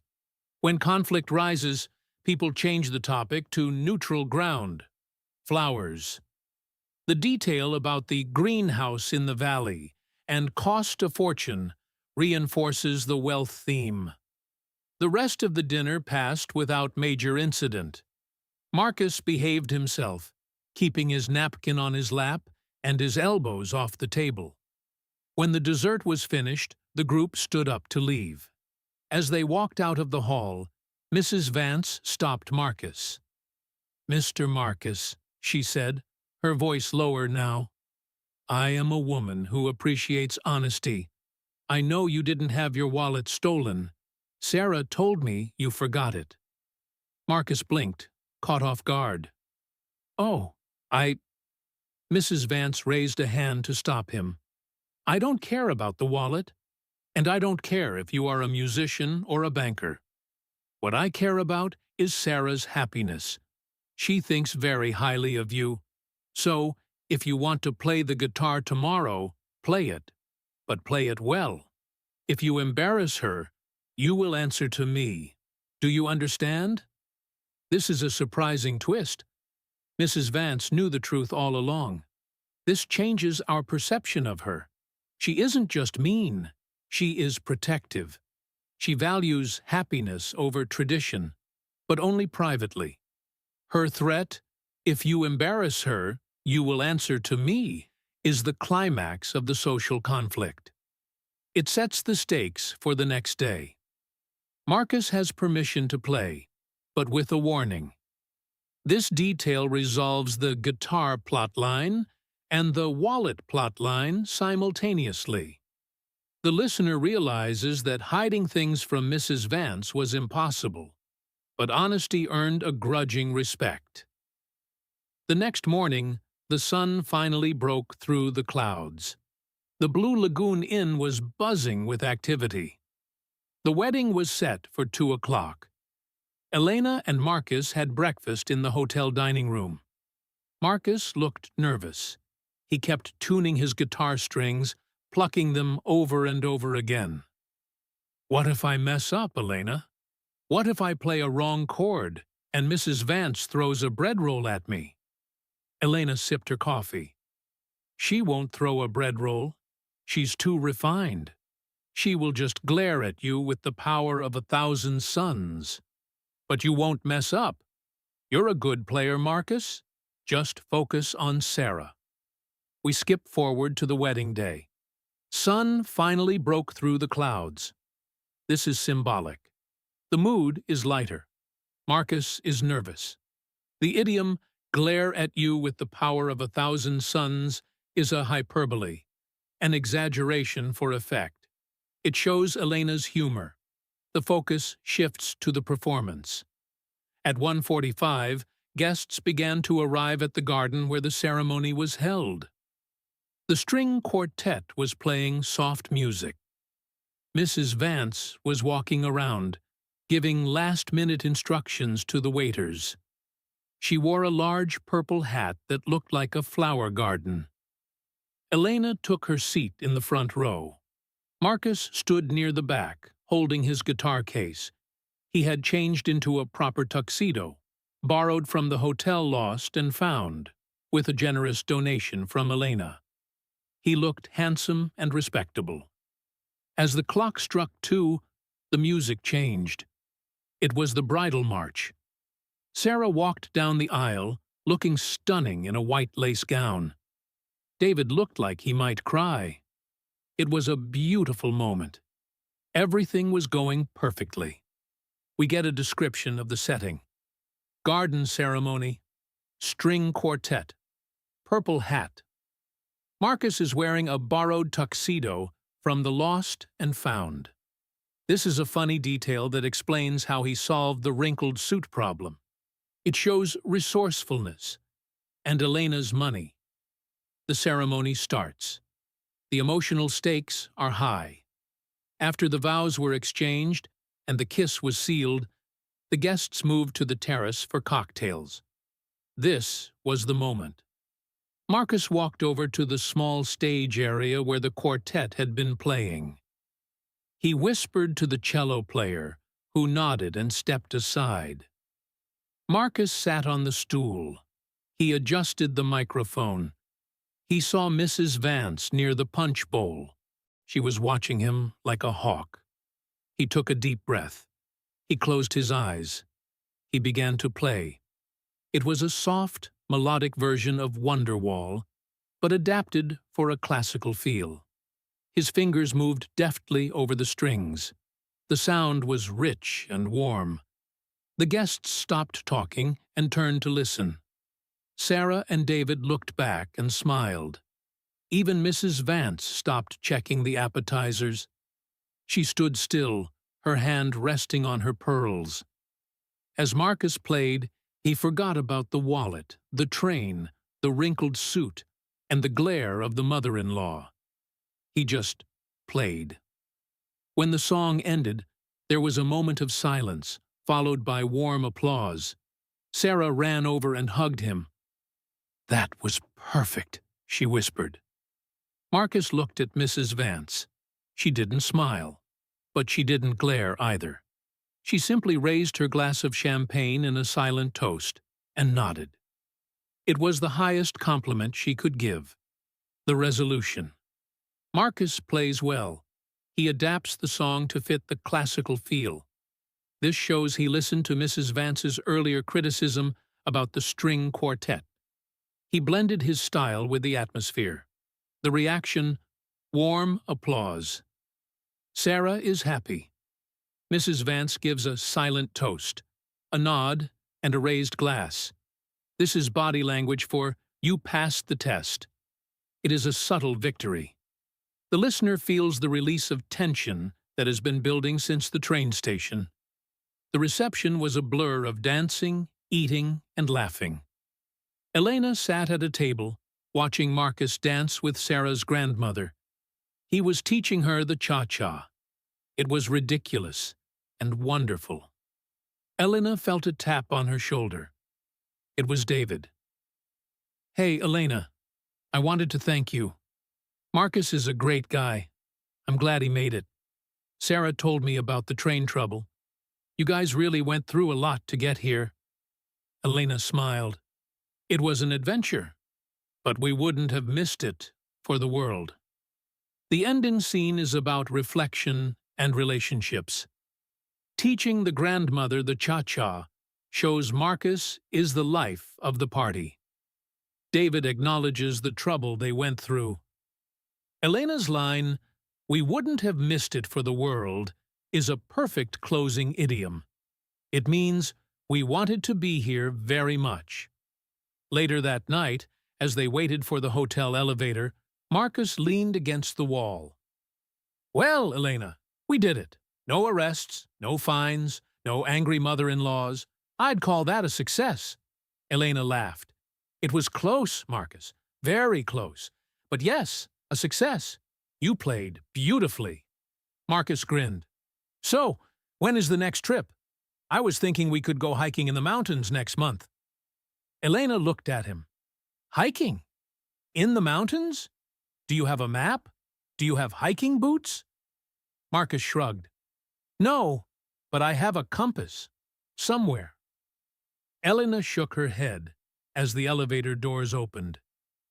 "I am never traveling with you again. Call me when you buy the boots." She stepped into the elevator. Marcus stood there for a second, then laughed. "I'll buy the boots tomorrow," he shouted as the doors closed. The story ends on a humorous note. The cycle continues. Marcus proposes a new trip with no preparation. Elena refuses, but we know she will probably say yes eventually. It leaves the characters in a good place. And with that, our entire listening journey comes to an end. We have traveled a long way today.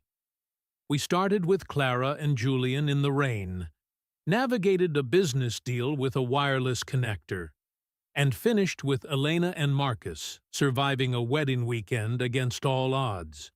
For this final review, I want you to look back at the entire journey and think about the key details you needed to catch. The social conflict. Mrs. Vance was the antagonist. Her values were tradition and money. Marcus was the opposite. The lies versus truth. Marcus forgot his wallet, but Elena said it was stolen to protect him. The check-in. The condition was that Elena had to pay for Marcus's room. The performance. Marcus had to adapt his music style to fit the wedding. He played during the cocktail hour. The outcome. Mrs. Vance didn't smile, but she nodded. This was the sign of acceptance. In this final part, the listening challenge was different. It wasn't just about times and dates.